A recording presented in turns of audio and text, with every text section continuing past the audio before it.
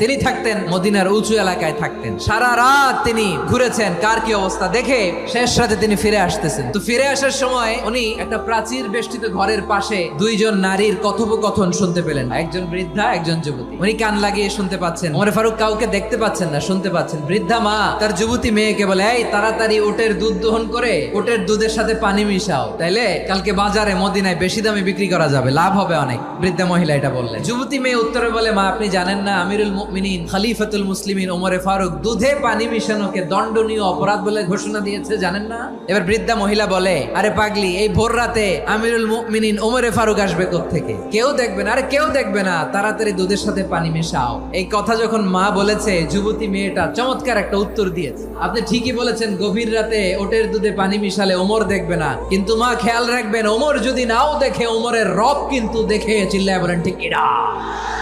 This is called তাকওয়া।